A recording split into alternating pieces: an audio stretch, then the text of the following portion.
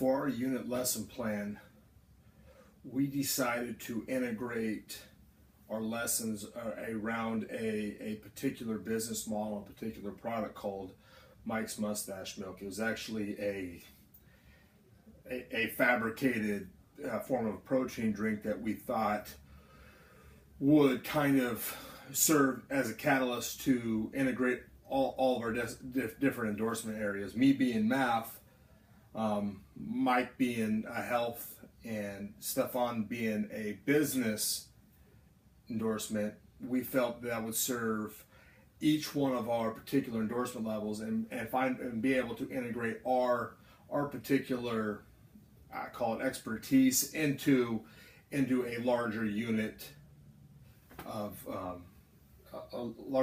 teaching. For my particular portion, I'm going to teach how to project growth over time using slope, using data collection, and being able to articulate, or better yet, be able to take data via, be it manufacturing cost, product, those sorts of things, and actually plot them on a graph, and being able to identify the slope of that graph to project over time. So that's how we incorporated it into math.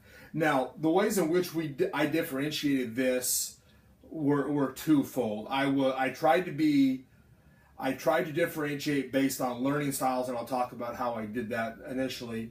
And then I tried to be culturally responsive to make it meaningful to each student in the class.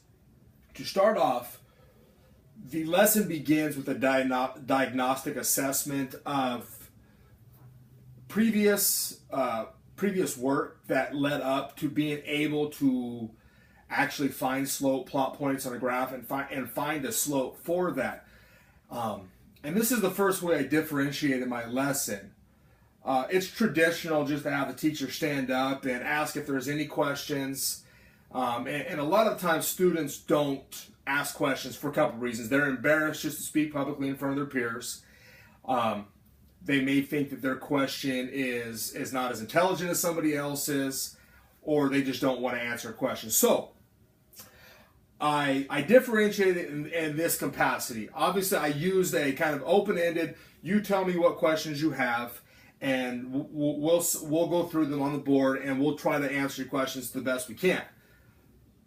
Obviously, that's not going to work with some kids. So we developed another format in which students can get their questions answered without having to potentially embarrass themselves. So as class started, before class, as the students walk into the class, we have a box, and it's called the question box, and we put any kid that doesn't, or any student that doesn't feel that they want to answer questions or ask questions for whatever reason, we have them write their question into a box. And in the same way that we answer those students' questions that feel the need to ask it in front of everybody, I'll select a question out of the box and I'll answer it. And we'll go through all those. And it can be cumbersome at times, but as we go forward, we find that students realize their questions are relevant, so they feel more comfortable asking it in front of people. Okay, so we differentiate for comfort level, but you're still going to have those students that either don't have questions because they didn't do the work, don't have questions because they just didn't feel like writing anything down, or speaking out loud. We have to find, or better yet, I have to find some way to diagnostically assess what they know, what information they have at this particular point. So the third way we kind of review class or review previous homework, ask any questions before we start putting all this information together, is we use just a Kahoot. We do a very formative assessment of prior knowledge just to see where each student is at prior to coming into the class. It's all individual based. I'm the only one that sees the results. Nobody else in the class sees the results. So it's very individualized and allows every student to demonstrate what they know. Okay. So moving on from there, the main project of this lesson is we're going to get all the students into groups. And we did this particular way. We did numbering heads together just to differentiate, so it's a random assignment. Each kid, it was all the colors were randomly assigned to the student as they walked their door, so there was no specific grouping. That's another way we kind of differentiated it. But one thing I specifically like about numbering heads, and we'll talk about this a little bit later, is that I can randomly choose a color and a number of a color, and that particular student has to, or has the option to answer the question. So the reason I like it is it eliminates one person doing all the work and everybody else kind of jumping on ship afterwards. Everybody has to do the work, so everybody understands what's going on, so everybody's responsible for themselves. So it maintains accountability within the group, but yet it's still a collaborative effort. So we're building those social skills, communication skills. The kids are constantly, having discourse with one another, and one of the kind of prerequisites to formulating this group was to ensure that they're using the proper syntax. We want each student to use mathematical language pertinent to the lesson that we're talking about. That way they develop, obviously, their language, but they develop more mature, more developed communication skills. So once we establish the group, the assignment per group is to generate a business. And this is where we kind of tie in or try to be culturally relevant to each student in the class. We allow the students to dictate what their business is. Now, there's really very limited requirements around what it is they're making, what the business is named, other than the fact that we want to ensure that they have a manufacturing cost and a productivity report, meaning based on how much something costs to manufacture, what is your return on the particular cost, in order so we can graph potential growth over time and try to identify where's the optimal level of success based on manufacturing costs and how much we can produce for that particular good. So each student develops their own, or not, excuse me. Each group develops their own business. It can be whatever they choose. They are essentially in control of their world.